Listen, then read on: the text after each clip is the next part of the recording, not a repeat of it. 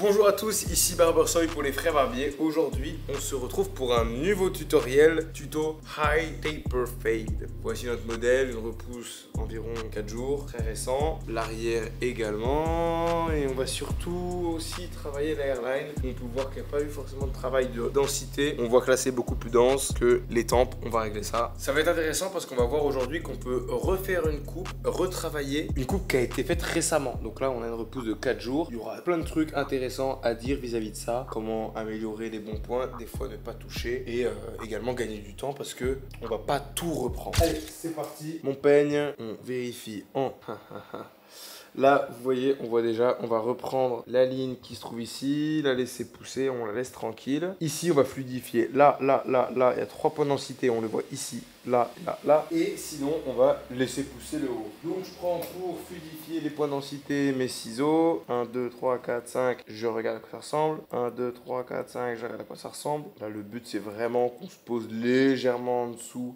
du traçage précédent. On va garder un peu plus de masse que sa dernière coupe. 4 jours de pouce sur la densité haute, on ne voit quasiment pas la différence. Mais je retravaille un petit peu ce qu'il y avait à retravailler. Et je désépaissis par contre beaucoup plus au niveau du contour d'oreille, comme vous pouvez le voir, pour avoir moins de masse, que les cheveux s'empilent mieux, pour avoir un contour plein au niveau du contour d'oreille. Maintenant, hop, la même chose. Ici, on a un point de densité, je l'élimine. Super. On va essayer de gagner du temps. Je vais partir directement avec mon sans sabot, avec du geste. Et là, vous pouvez voir que je fais la courbe habituelle. On est à la densité basse, donc je considère que ma ligne à 0 pour gagner de la densité au bout du contour, elle se trouve en dessous du contour réel. Ma ligne à 0 sera ici. Mon sans sabot un peu arrondi qui se trouve pile dans le pic, de la pointe de son contour. Ça va nous permettre de garder et avoir un effet fibre alors qu'on n'a pas forcément de fibre de le contour. On garde la densité. Maintenant, sabot 1,5 mm. Donc on entame la densité moyenne.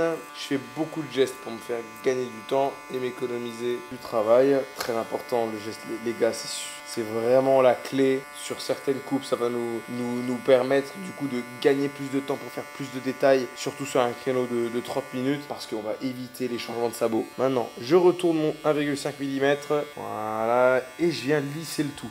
Là, en fait, quand je retourne ma tondeuse, je vais rabattre, je vais couper, trancher, couper les cheveux qui auraient rebiqué et qui ne vont pas dans le même sens de pouce. Il y a plusieurs points clés dans un dégradé. Il y a le fait que les courbes soient fluides, de haut en bas, que les densités soient posées au bon endroit, mais également que tous les cheveux vont dans le même sens. Les cheveux qui iraient dans un autre sens, on va essayer de les éliminer pour avoir une même densité visuelle, en tout cas pour avoir une densité visuelle régulière tout du long de notre coupe. Voilà, maintenant j'attaque avec le 3 mm ouvert et je viens rejoindre le travail que j'avais fait au ciseau. Hop, là je fais du détail, je suis avec le coin de ma tondeuse, 2 coups de tondeuse, un coup de peigne, 2 coups de tondeuse, un coup de peigne.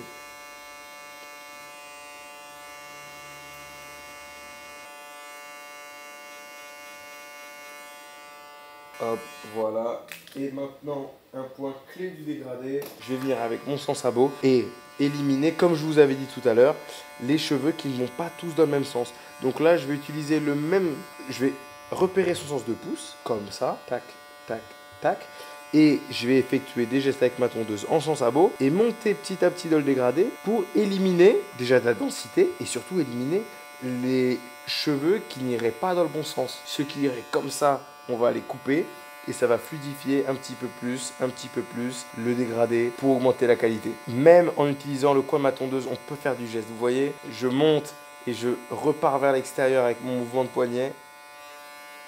Et là, tout de suite, vous voyez qu'avec ce que je fais, là, la qualité du dégradé est en train petit à petit, à chaque coup de tondeuse, de s'améliorer. Ce qu'on fait, en fait, là, c'est vraiment du travail à l'intérieur des cheveux. Je ne diminue pas la taille des cheveux, juste j'en élimine une partie. Je vais peut-être éliminer 20% des cheveux, ce qui va faire que ça va diminuer visuellement la densité. Nous, on travaille visuellement. Les étapes, ça sert à quelque chose pour gagner du temps. Mais les finitions, c'est toujours visuel. Il n'y a pas de méthode magique. Il faut regarder, voir ce qui se passe. Là, voilà, à nouveau, je viens rabattre les cheveux qui rebiquent.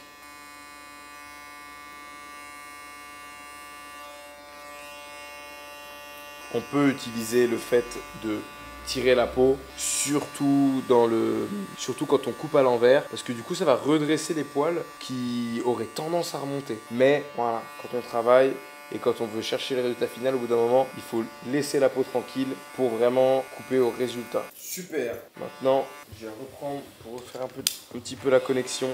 Je suis au 1,5 mm ouvert.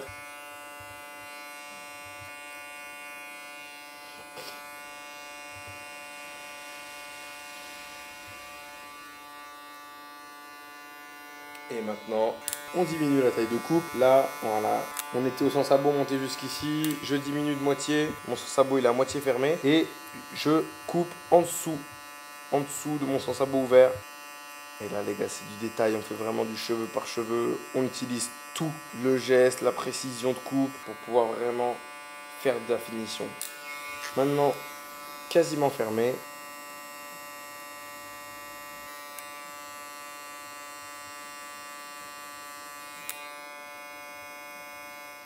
Tondeuse de finition, je fais ma ligne à 0. Toujours vraiment du cheveu par cheveu. Forcément, des fois, il va falloir approcher un peu plus quand on va faire des finitions pour voir au plus proche les zones où il y aurait des cheveux qui se croiseraient, où du coup, on aurait des petits points de densité qu'on pourrait éliminer.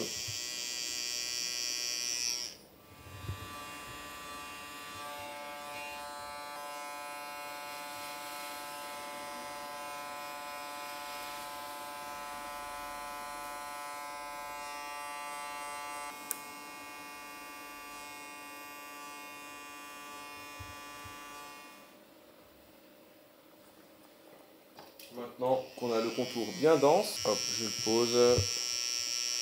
Ces contours étaient bien tracés comme on a pu le voir dès le début. Donc voilà, je vais réutiliser le même traçage en faisant bien attention à ne pas reculer. Vous voyez, quand je trace mon contour, je le fais vraiment directement là où je le souhaite. Et pour couper, je ne vais pas avancer. En réalité, je vais monter. Comme ça, sûr et certain, en reprenant une coupe qui était faite récemment, de garder exactement le même tracé. Je ne vais pas rentrer dedans comme si c'était une coupe avec une repousse, vu qu'il n'y a pas de repousse. Donc je vais juste couper les cheveux qui vont dépasser, qui en poussant dans le sens du poil, vont ressortir du contour. Et c'est juste ça qu'on va retailler. Donc on se met à l'endroit final où on souhaite le contour et on monte. C'est le petit mouvement où on monte.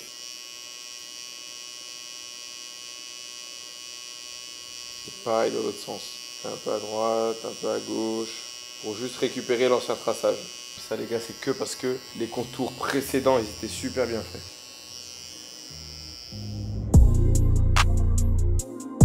C'était Barbersoy, merci d'avoir regardé. Voici le résultat de notre tuto Taper Fade, High Taper, Taper Haut. Ce que je vous propose cette fois-ci, c'est que vous ayez le choix entre ces 3 tutos pour le prochain. Tuto comment coiffer les cheveux bouclés, un peu de ce type-là. Très compliqué, on peut se faire piéger. Donc, je peux vous faire un tuto là-dessus. Sinon, tuto focus sur le rasoir effilé ou alors tuto bouc moustache avec le bouc qui est dégradé à ce niveau-là. Très technique ça. Merci d'avoir regardé, c'était Barbersoy pour les frères barbiers. À la prochaine, bye!